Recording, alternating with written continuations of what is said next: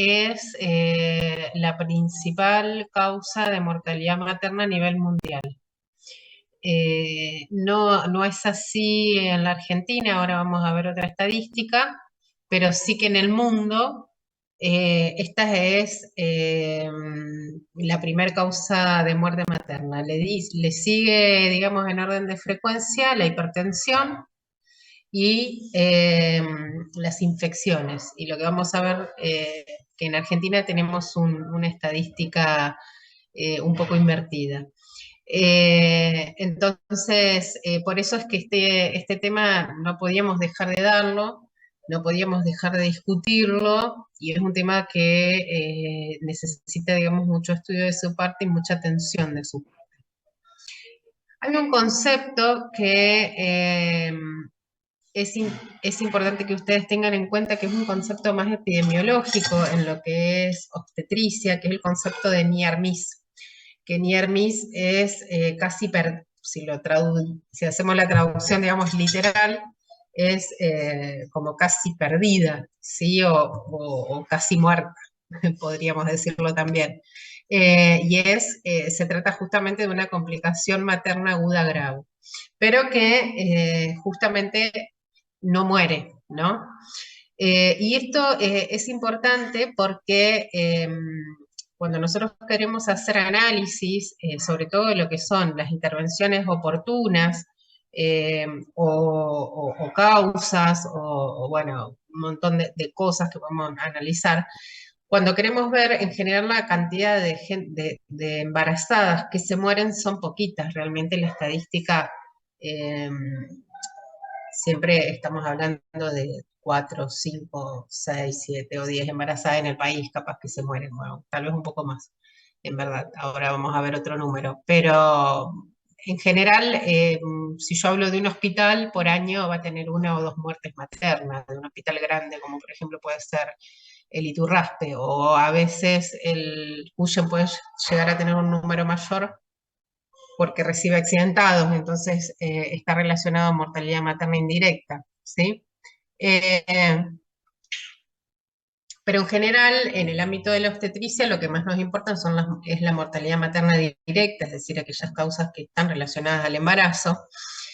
Y lo que sabemos es que por cada mujer que muere, como resultado directo o indirecto del embarazo, muchas más mujeres experimentan complicaciones que son potencialmente mortales. Entonces, poder estudiar estas mujeres nos aumenta el N de alguna forma, ¿sí?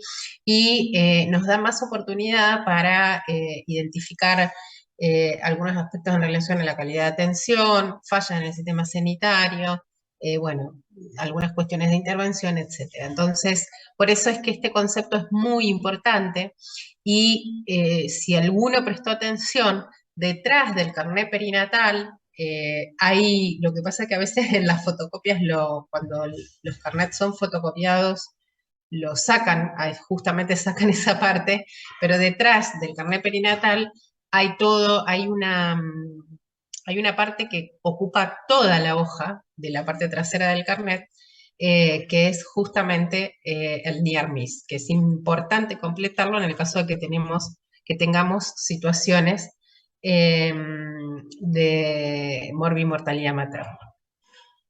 Entonces, como para tener un ejemplo, fíjense, nosotros tenemos ahí en este cuadrito de arriba todas las mujeres durante el embarazo, parto, posparto, hasta 42 días, que es lo que marca, digamos, el concepto de muerte materna, los 42 días posparto.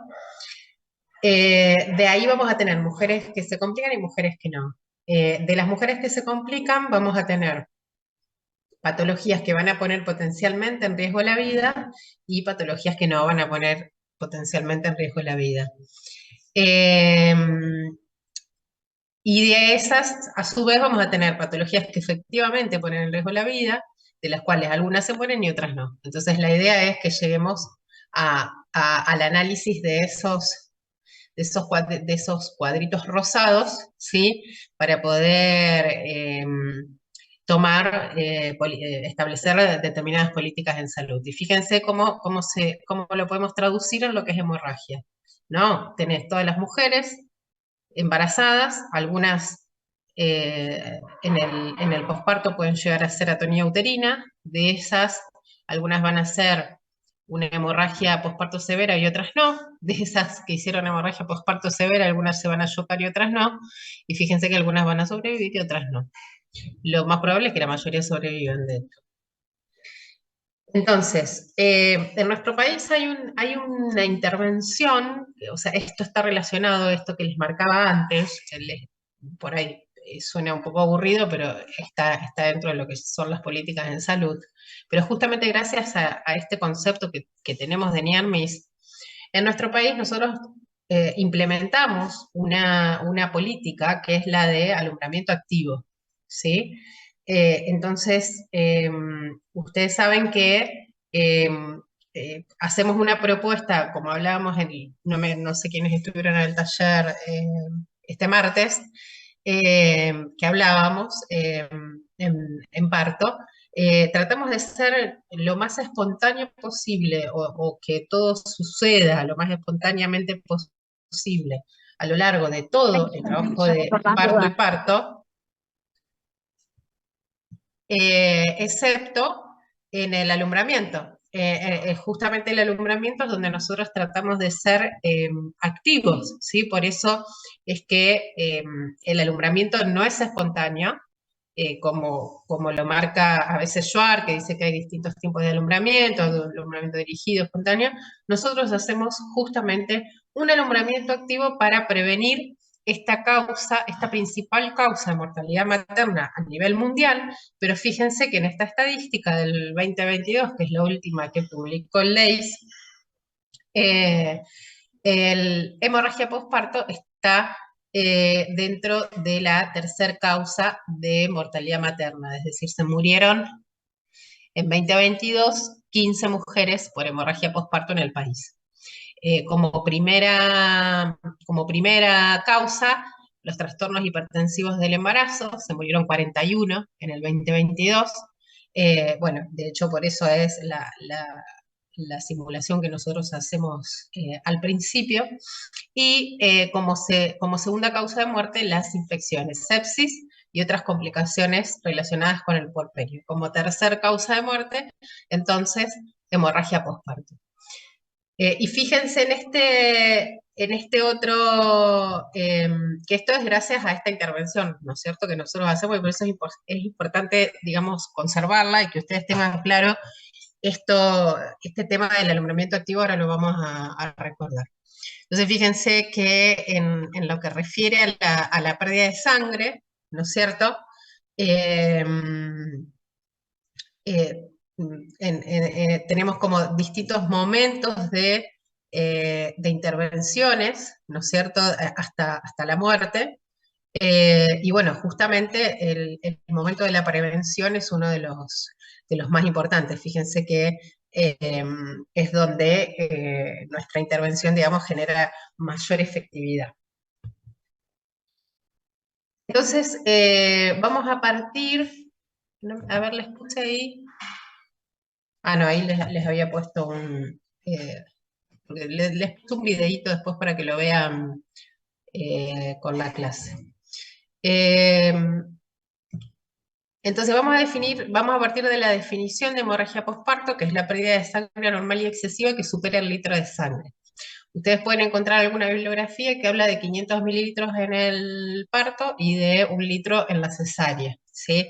Pero de ninguna forma, a mí me gusta redondearlo y tomo la definición del American College de definirlo como 1 litro, pero es también aquellos signos y síntomas de hipovolemia dentro de las 24 horas del nacimiento, independientemente de la vía de parto, ¿sí? Es decir, puede ser que yo pueda de alguna forma cuantificar esta pérdida de sangre y decir, bueno, perdí 1 litro, estoy frente al caso de hemorragia postparto, o que yo me encuentre con signos y síntomas de hipovolemia,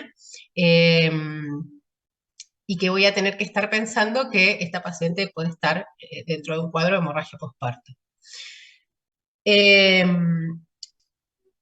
Y bueno, hay un concepto, digamos, de mayor gravedad, o hay que tener en cuenta que justamente la placenta eh, y el útero tienen una vascularización súper importante en el embarazo. Por lo tanto, cuando tenemos un problema relacionado a la hemorragia, lo que tenemos es que una persona tiene la facilidad de perder sangre muy rápidamente. Esta gestante o esta puérpera, en este caso, pierde sangre rápidamente como si tuviera cortada una arteria importante, por ejemplo, como si fuera un traumatismo, por la transformación que tienen justamente los vasos sanguíneos uterinos, que se modificaron justamente para aportar el mayor flujo de sangre a la placenta. Entonces podemos tener una hemorragia obstétrica masiva, que es cuando se pierden más de 150 mililitros por minuto por más de 20 minutos, o podemos hablar de más del 50% de la volemia en menos de 3 horas,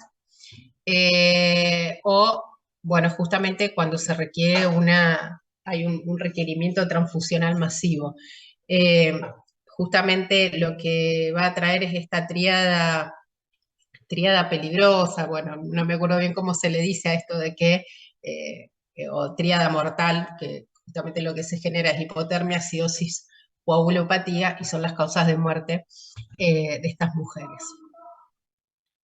Eh, bueno, entonces hay algunos elementos clave. Por un lado, el reconocimiento y la prevención para todas las pacientes. Es decir, que tener un buen control obstétrico va a reducir las posibilidades de una hemorragia posparto, tras la evaluación de los factores de riesgo, y por otro lado, el manejo activo del alumbramiento. Otro es que cada unidad de atención de obstetricia esté preparada para estos eventos, que muchas veces eh, pueden predecirse de alguna forma y otras veces no. De hecho, la mayoría de las veces esto no puede predecirse. Entonces, es importante tener un banco de sangre, una posta, que no es lo mismo que banco. Bueno, hay como diferentes clasificaciones en el manejo, digamos, de la sangre, pero sí que permita poder tener un protocolo de transfusión masiva, sea banco, sea posta. Poder contar con equipo de emergencia y medicación, esto también en general siempre lo hablamos y seguramente a lo largo de todo este tiempo han hablado mucho de que es importante que ustedes tengan el equipo de emergencia, que tengan la medicación que corresponde, que cuando entran a trabajar a un lugar puedan observar qué es lo que hay, qué es lo que no hay, de acuerdo al lugar a donde están trabajando. Por supuesto que no es lo mismo trabajar en un centro de salud que en un centro de segundo nivel, pero de acuerdo al lugar a donde están trabajando, ustedes tienen que tener los elementos de trabajo adecuados y la medicación adecuada para ese lugar. Eh, por lo tanto, también es responsabilidad de ustedes mirar, de acuerdo a las consultas que van a tener, cómo pueden responder a ese tipo de consultas. Poder establecer, esto es como un sueño, digamos, para nosotros ahora lo estamos viendo como algo súper normal, toda esta cursada de emergencia, pero bueno, van a ver cuando estén en las instituciones que la verdad que educar y hacer simulacros con los equipos in situ es muy complejo, digamos, realmente los equipos no están acostumbrados, no se propone. Pero bueno, esto que ustedes ya salen con esta idea, también pueden ser ustedes parte de proponer y de iniciar y por qué no gestionar eh, sus simulacros en el equipo en el que están trabajando. Eh, por supuesto, también tener una respuesta rápida eh, en cada unidad de trabajo. Esto está bueno tener siempre las famosas listas de tarea o las famosas checklists, así como también los ayuda de memoria, todos esos carteles que vamos a ver varios carteles ahora acá en esta clase, que estaría buenísimo que uno lo ponga en las paredes, ¿sí? de los establecimientos o de las salas de emergencia. Bueno, obviamente siempre que más allá de nuestro desempeño, nuestra performance, siempre tengamos presente de que es necesario que haya una persona que esté informando a los familiares o a la misma paciente en el caso de que esté consciente de todo lo que va sucediendo. Y una vez que termina el evento, sobre todo de un caso de NIARMIS o de una hemorragia posparto severa, poder hacer un momento de revisión de las intervenciones de cada uno a modo de debriefing, como nosotros hacemos en las simulaciones, eh, para poder, bueno, revisar qué es lo que se hizo bien, qué es lo que se podría haber mejorado, etc. Es decir, todo esto con lo que jugamos nosotros un poco en Emergento, lo ideal sería que pueda desplazarse a los lugares de trabajo. Bueno, la hemorragia postparto la podemos dividir en primaria y en temprana. Esta división la teníamos entre si se da antes de las 24 horas o después. Y lo que hay que pensar es que esta división en general sirve más que nada para pensar en las causas. En general, una hemorragia posparto temprana, que se da dentro de las 24 horas, es la que está asociada a las 4T. Y una hemorragia posparto tardía suele estar más que nada relacionado a infecciones, a alguna retención de restos placentarios, etc. Pero bueno, lo más frecuente es que tengamos una hemorragia posparto temprana, las famosas 4T, sabiendo que la primera causa está relacionada a la atonía uterina, eh, ya sea por sobredistensión uterina de un parto prolongado o precipitado. Muchas veces una causa puede ser una inducción al trabajo de parto, donde uno empieza de cero, por lo tanto está poniendo prostaglandina, está haciendo una infusión con oxitocina continua. Por lo tanto, todo esto es muy posible que termine generando una fatiga muscular una vez producido el parto, con receptores a la oxitocina completamente saturados, por lo tanto que en el momento en el que justamente esa oxitocina natural debe actuar para generar el lobo de seguridad, la retracción uterina y el lobo de seguridad de Pinar, esa oxitocina no tiene con qué trabajar, no se produce justamente el globo de seguridad de Pinar y además posiblemente tengamos bastantes dificultades en lograr esa retracción uterina utilizando oxitocina, ¿sí? Entonces, seguramente vamos a requerir en estos casos otro tipo de drogas uterotónicas y tal vez alguna intervención de taponaje. Bueno, como segunda causa entonces son los traumas, pueden ser desgarros vaginales, cervicales o perineales, eh, puede extenderse el desgarro de una cesárea, ¿sí? y que puede no ser observable y no estar suturado, eh, ruptura uterina y inversión uterina, que estas son causas como mucho más obvias, ¿no?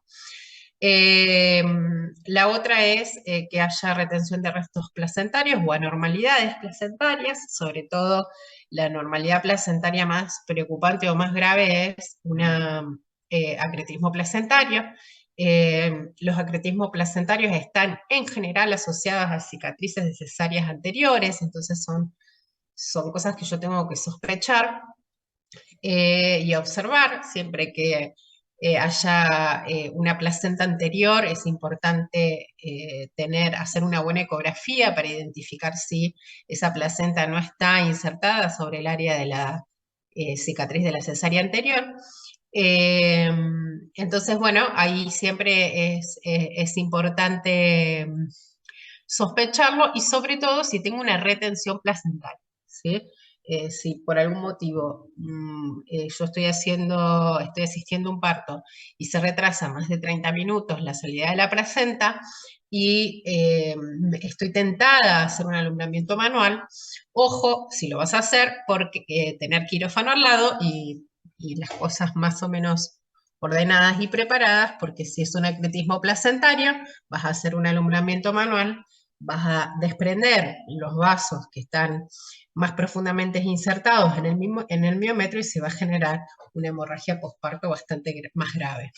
Y bueno, y otro es la alteración, lo menos frecuente son las coagulopatías como causa de hemorragia posparto. Entonces, dijimos que un elemento clave acá es la prevención. Por un lado, si tendríamos que elegir de todos estos elementos de prevención, que lo que respecta al manejo activo del trabajo de parto, lo que tendríamos que decir es asegúrense el útero tónico. O sea, es decir, donde estén trabajando, asegúrense el útero tónico, porque es de todas estas medidas las más efectivas para la prevención de la hemorragia posparto.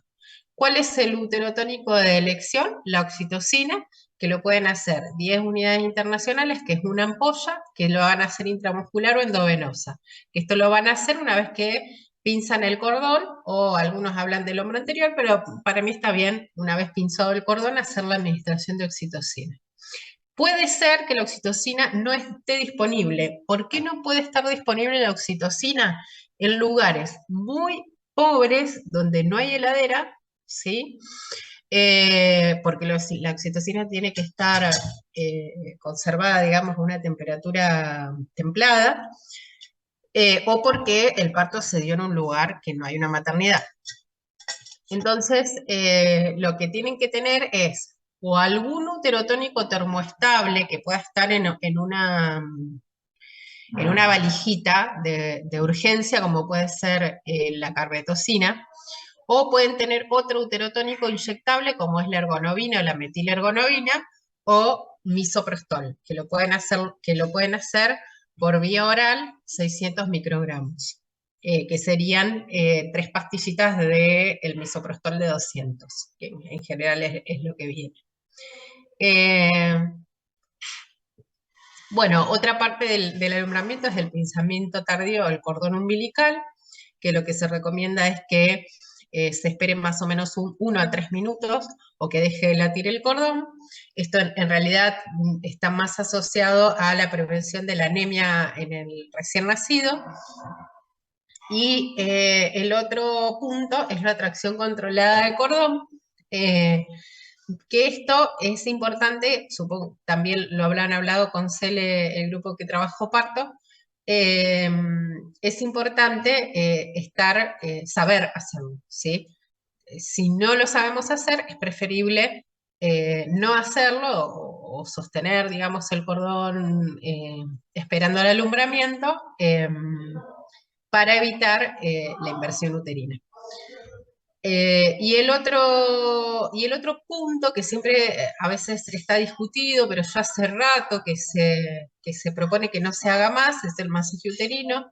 No se recomienda como intervención para prevenir la hemorragia postparto, no así para el tratamiento que vamos a ver ahora a continuación. Cualquier cosa me van preguntando, chicos, o me van parando. Bueno, este puede ser un caso clásico de una situación de hemorragia. Por ejemplo, Marcela, 28 años, gesta cuatro vaginales, que es admitida en el Hospital Iturraspe por el trabajo de parto con 39 semanas de gestación. Da luz a su quinto hijo con un peso de 4,30 kg. Se realiza manejo activo del tercer tiempo de trabajo de parto. Luego de 2 horas es llevada a la habitación junto a su familia y a los 15 minutos los familiares llaman a la enfermera y le dicen que Marcela está pálida y que sangra más de lo normal. ¿Sí? De acuerdo a estos datos, ¿qué es lo más probable que le esté sucediendo a Marcela? ¿Qué piensan? No tenía. Lo más probable es que se trate de una atonía uterina. Muy bien. Sí, se me adelantaron a las opciones. Entonces, eh, ¿por qué? ¿Por qué pensaron en atonía? Multípara, y a su vez también el horario, ¿no? No sé si entró al periodo Bueno, de... dice de que se realizó manejo y que luego de 2 horas es llevado a la habitación. Yo no sé si se tardaron todo eso en el periodo de alumbramiento, si fue tardío, No, no, ahí todo. eso se aclara porque, digamos, la mayoría de las hemorragias suele darse dentro de las 2 horas posparto, por lo tanto, en general, en las habitaciones que tienen sala de en las instituciones que tienen sala de TPR, es decir, sala de trabajo de parto y recuperación, las gestantes que permanecen en ese lugar 2 horas después del parto y recién después de ahí se van a la sala. Ese es el motivo por el cual está la frase de 2 horas. Sí, sí. Seguramente si estuvieron por las maternidades vieron que después del parto se quedan un ratito, ahí hasta pasar a la sala. Eh, Puede ser por el tamaño del recién nacido, claro, 4 kilos. claro, también. Es decir, tenemos la multípara y tenemos una sobredistensión uterina previa, ¿sí? Que también nos Igual faltarían datos, a ver cuánto tiempo estuvo de seguro. trabajo de parto.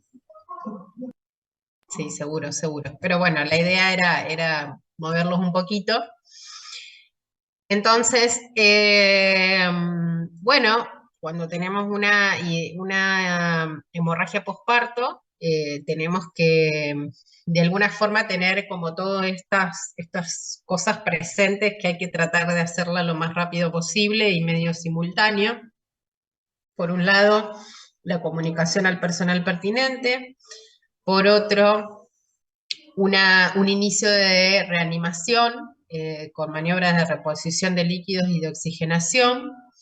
Por otro lado, monitorizar a la puérpera y empezar a investigar cuál es la causa del sangrado y después un tratamiento más específico que está relacionado a la causa para detener el sangrado.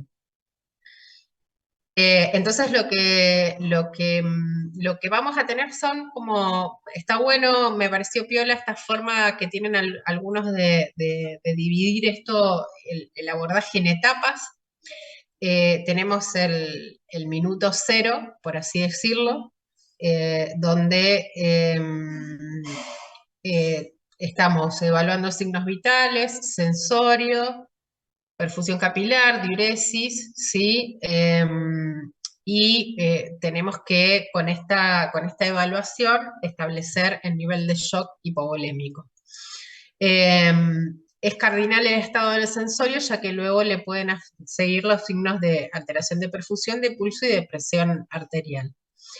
Estamos objetivando sangrado más de 1 litro, y lo que vamos a hacer es la activación del código rojo. ¿Cómo objetivamos esta pérdida de sangre de 1 litro? Con lo previo que hablamos, con la cuestión de los signos vitales, el sensorio, la perfusión capilar y la diuresis, que nos va a marcar el estado de shock, o con algunas formas que hay de medir la pérdida sanguínea.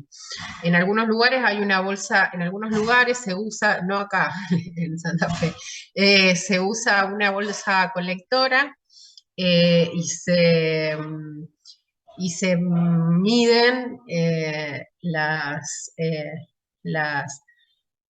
se separa de alguna forma la parte de bloqueos. Acuérdense que en el parto estamos perdiendo líquido amniótico, etcétera, de la parte sanguínea.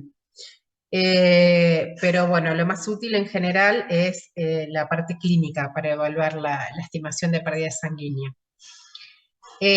Activamos el código rojo. El código rojo obstétrico, habitualmente, como se llama código rojo, está asociado a la hemorragia postparto, pero en verdad código rojo le podemos llamar a cualquier situación de emergencia dentro de lo que es también hipertensión o sepsis.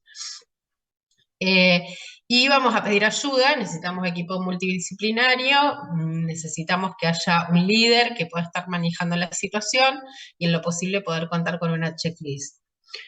Lo que vamos a hacer inmediatamente es tratar de colocar 2 vías con catéteres gruesos, ¿sí? De 14 o 16 Gray, poder tomar muestras de sangre y colocar sonda vesical para controlar la diuresis. Y nos vamos a ir al ABC. donde lo que vamos a intentar es, bueno, mantener la vía aérea permeable y si es necesario intubar, colocar oxígeno independientemente de la saturación. Vamos a colocar oxígeno al 100% a 10 a 15 litros por minuto con máscara con reservorio. Y vamos a evaluar la parte de la circulación. Evaluamos en primera instancia los signos de perfusión, palidez, retraso del lleno capilar y la disminución del débito urinario. Hay que pensar que todo esto nos puede indicar compromiso de la volemia sin cambios todavía en la frecuencia cardíaca y en la tensión arterial. Y se puede recomendar hacer como medida inicial la elevación de los miembros inferiores a 30 grados o poner a la gestante en posición de Trendelenburg, y se puede colocar un traje antineumático, que bueno, no hay en todos lugares disponible este traje. En algunos lugares se recomienda fuertemente, en otros lugares no tanto. Si lo tenés disponible, lo podés colocar. Acá como para seguir profundizando en este primer minuto cero, en relación al cálculo de la pérdida de sangre, este es un cuadro que se recomienda que esté en todas las salas de guardia o los lugares donde se hacen partos, como para tener un estimado de pérdida de sangre para una mujer entre 50 a 70 kilos. Entonces, fíjense que de acuerdo al sensorio, a la perfusión, al pulso, presión arterial sistólica, podemos establecer el grado de choque y la pérdida estimativa de sangre, ¿sí? Y tener una idea de la cantidad de los cristaloides de la expansión de volumen que vamos a realizar. Bueno, ahora vamos a hablar de esto. Bueno, lo que yo les decía, que además de esta cuestión de signos vitales, se puede medir la ropa mojada como para ver, estimar que se pesa la ropa y se hace un cálculo para estimar la pérdida de sangre, o bolsas colectoras. Bueno, un buen, digamos, índice para estimar la pérdida de sangre es el índice de shock, que en pacientes con una pérdida normal de sangre, el índice de choque promedio es, se me fue un 4, es 0,74, no 0,744, a los 10 minutos. El rango de normalidad debería ser 0,709, ya mayor a 0,9, nos está hablando de un sangrado profuso con mayor riesgo de muerte. Ahí al lado hay una foto del traje antineumático, que, bueno, nada, si está disponible lo pueden utilizar, y deja libertad al menos como para poder trabajar sobre la gestante. En este link que tienen ahí abajo hay un videíto sobre las formas de medir, estimar la pérdida de sangre con el peso de la ropa mojada o con bolsas colectoras. Bueno, esto es importante tenerlo presente, que de acuerdo al grosor del catéter, es la velocidad de infusión que puedo llegar a tener. Fíjense que con 16 a 14 de grosor puedo tener, si dejo, digamos, la chapita abierta, me pueden pasar 190 mililitros de líquido por minuto, o de 14 prácticamente el doble, 300 mililitros por minuto, y si aprieto el suero o bueno, utilizo algún tipo de bombita, justamente en un minuto puedo pasar un litro, medio litro, un suero entero, ¿sí? Me pareció interesante esto, sobre todo pensando en una futura situación, y también pensando que nosotros habíamos estado trabajando con escenarios de alta. Entonces, lo que hacemos es, activamos el código rojo obstétrico, alertamos a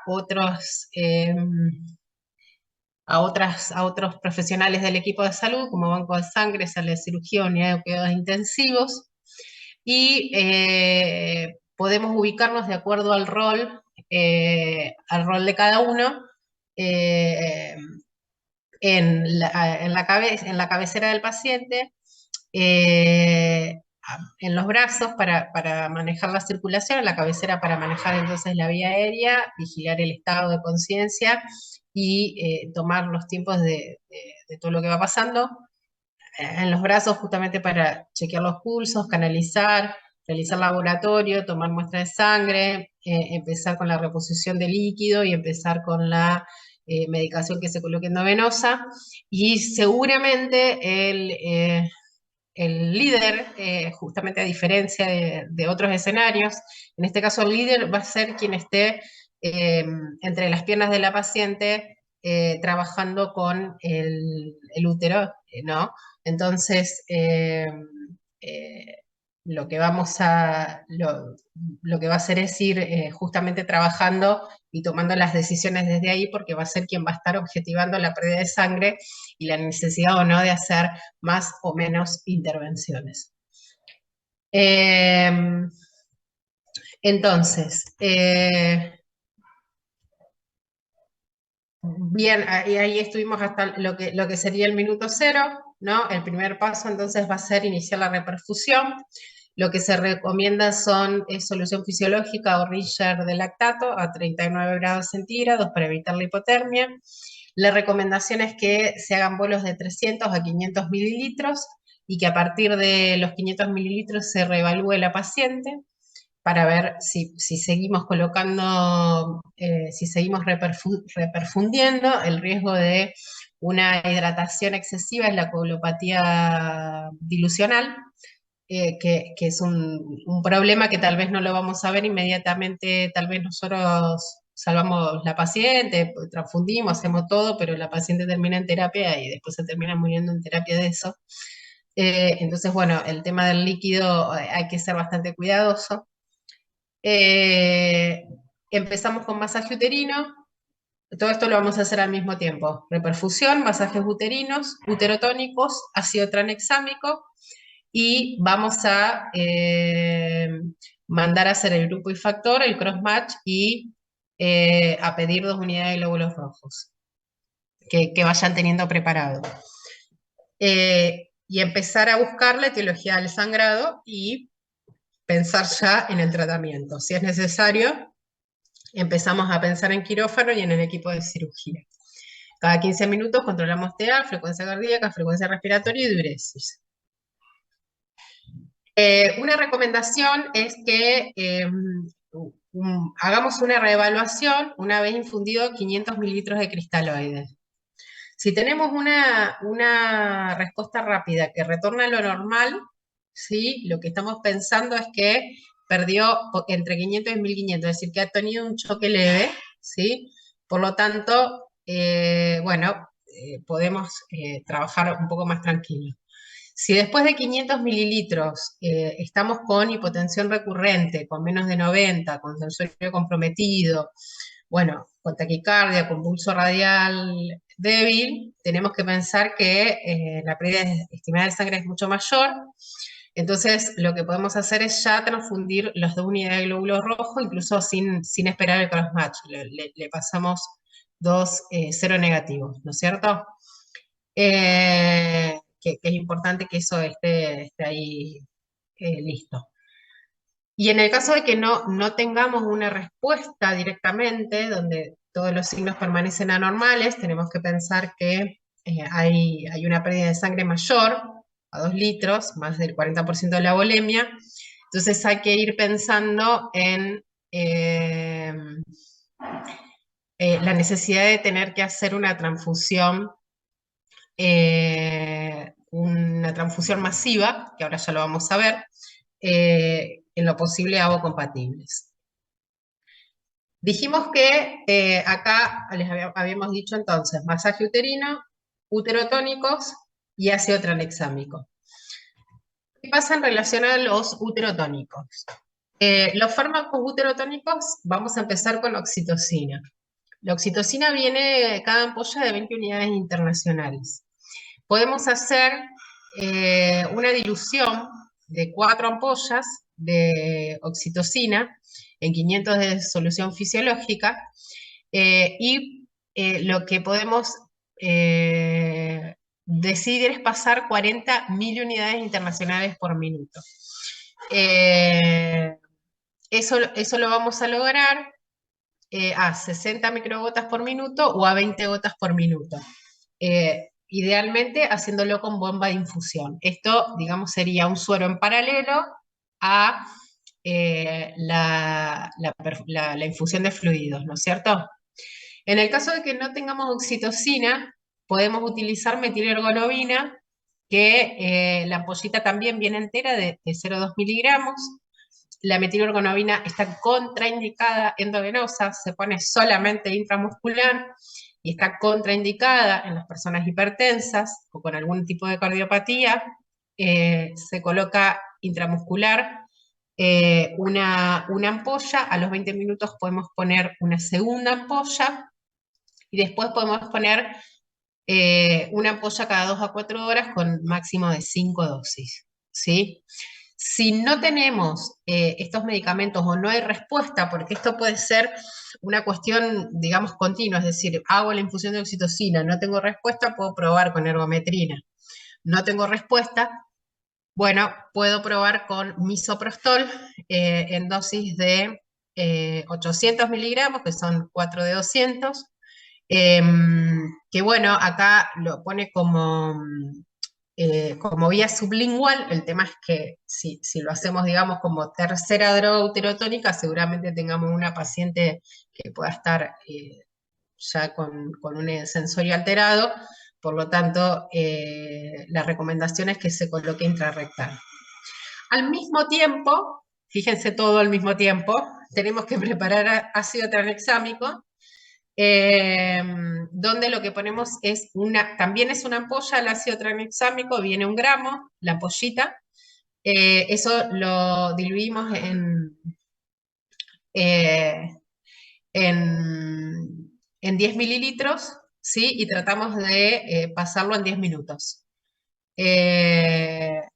Podemos hacer una segunda dosis de 1 gramo a los 30 minutos y el sangrado continúa. Y su efectividad está dentro de las 3 horas de ocurrida el nacimiento. Y como última instancia se puede utilizar factor 7 activado, esto ya en un lugar, es muy específico, ¿no? Esto ya en un lugar de tercer nivel, diría ya con especialistas, que hay una dosis sugerida de 90 microgramos por kilo con posibilidad de ser repetida si no hay respuesta clínica a los 10 a 15 minutos, ¿no es cierto? Que es costoso, posiblemente no esté. Bien, entonces, el segundo paso, si todavía continúa sangrando y ya le pusimos 2 uterotónicos más el ácido tranexámico más el masaje uterino, es bueno, ya transfundir las 2 unidades de glóbulos rojos. Vamos a hacer mayores intervenciones como la posibilidad de compresión bimanual o compresión aórtica, o directamente un taponaje uterino, que lo ideal sería con el balón de Bakri, que debería estar en la mayoría de los lugares. Si no está el balón de Bakri, se puede utilizar la sonda Foley o un paquín uterino con gasas, que ya no es tanto lo ideal. Y en el caso de que no tengamos respuesta, ya una situación de una intervención quirúrgica, como es realizar una sutura de Belinch, que se hace sobre el útero, les voy a mostrar una fotito, la ligadura de las arterias uterinas, directamente una histerectomía. Fíjense que cómo se hace la compresión bimanual. Para una compresión bimanual es necesario que esté ya el anestesista para poder ayudarte con la compensación del medio interno y bueno, fíjense que implica poner el puño interno, todo el puño en la vagina de la paciente y comprimir el fondo uterino. Lo que nos puede suceder, por ejemplo, en el caso que tengamos que trasladar una paciente, es hacer una compresión aórtica, si estamos ahí que no tenemos tanta experiencia y no tenemos tantos elementos. Eh, pero lo ideal es, por ejemplo, que si esto les pasa en un segundo nivel, poder derivar a la paciente con un balón de Bacri puesto. El balón de Bacri es justamente un balón que lo que hace es generar una especie de taponamiento intrauterino.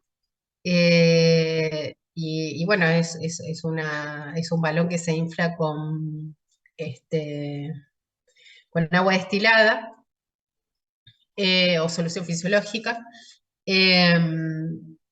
Es importante que esto, bueno, se pueda realizar de forma correcta. En verdad es un procedimiento muy, muy sencillo, es prácticamente como colocar una sonda.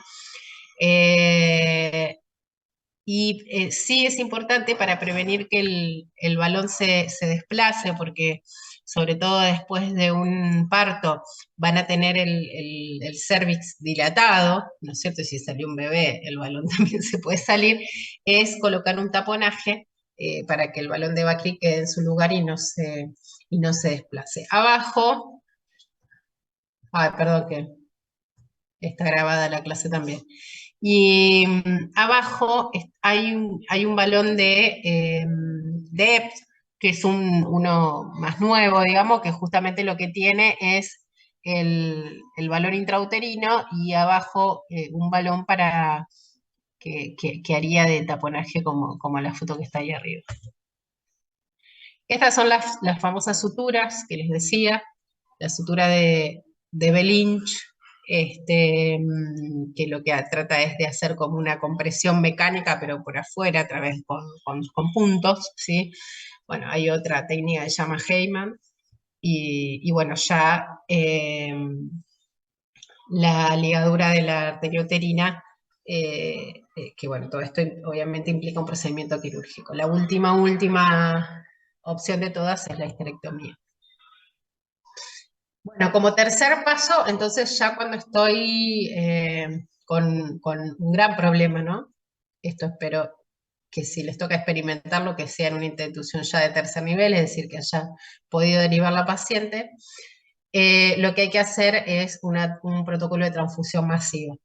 El protocolo de transfusión masiva depende de la bibliografía, va de 464 o 111, es decir, 4 unidades de glóbulos rojos pasados, 6 unidades de plaqueta y 4 de plasma fresco congelado o 111. Esto es importante tenerlo presente para evitar trastorno de coagulopatía de transfusión, es decir, pasar 4 o 6 unidades de glóbulos rojos solos nos puede traer este problema. Obviamente que tenemos que seguir controlando a la paciente y se recomienda considerar la reposición con crioprecipitado cuando los niveles de fibrinógeno son menores a 200 y bueno, y es obligatorio hacerlo cuando son menores de 100. Estamos hablando ya por eso, ya de un tercer nivel, donde además de todo lo que vamos a pedir fibrinógeno, bueno, poder tener esto disponible.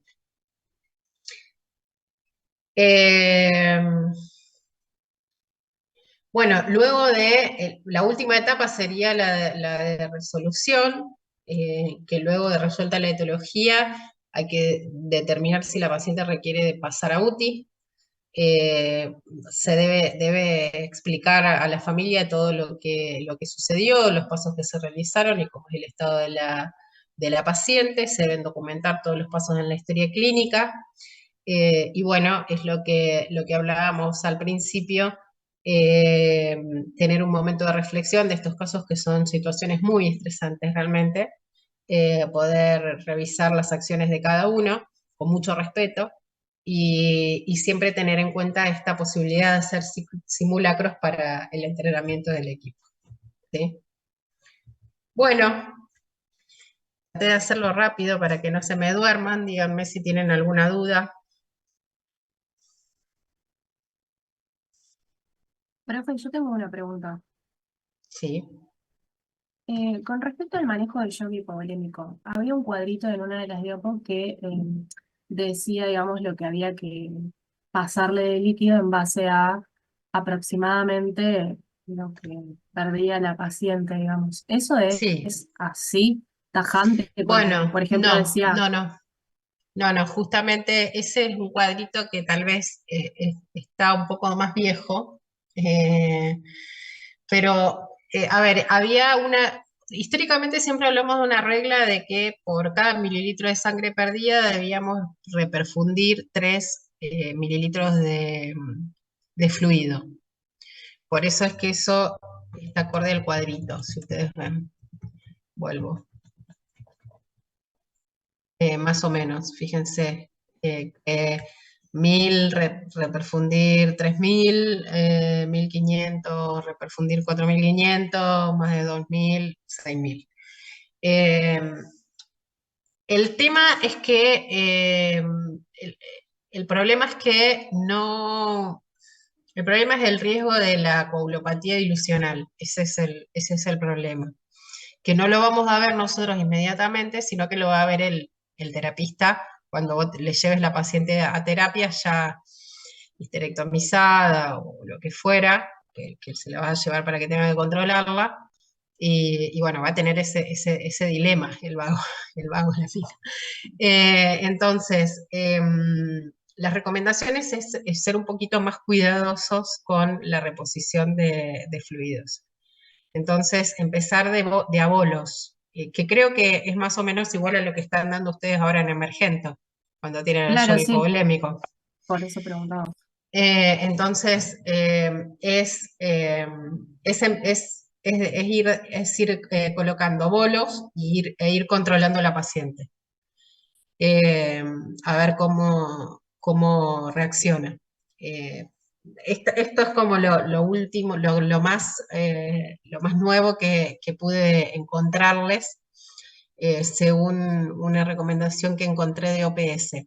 Lo mismo que de oxitocina, son los lugares que han sido más concretos.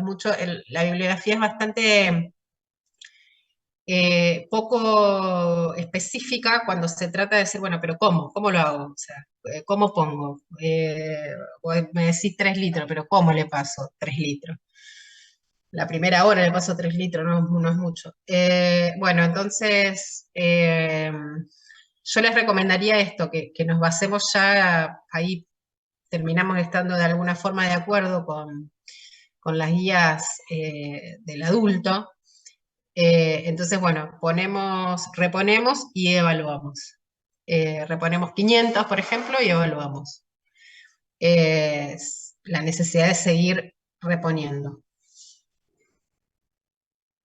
Bien, gracias. Y otra cosa, con respecto a la posibilidad del uso de vasopresores. No, no se puede, ¿no? Porque había leído como que era Mira, no lo dentro de vamos a la hacer categoría. nosotros. No lo vamos a hacer nosotros. Te diría que si llegan, no vos como médico de APS, ni yo siquiera como especialista. Te diría que lo va a hacer si estoy en un tercer nivel, cuando venga el anestesista, seguramente lo va a colocar el anestesista y después lo va a manejar el terapista. Perfecto, gracias.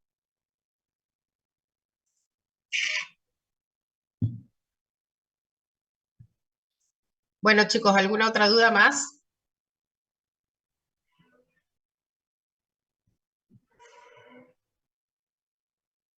No, profe. Bueno, si no hay dudas, entonces nos vemos, bueno, nos vamos a ver, no nos vamos a ver en verdad, porque la semana que viene les va a dar Gustavo y Cele a los 2 grupos que faltan. Así que bueno, éxitos les deseo, nos encontraremos en ECOE tal vez, a seguir estudiando y a seguir preparándose para su egreso. Bueno, muchas gracias, profe. Gracias, Un beso. profe. Gracias, profe. Adiós. Chao, chao.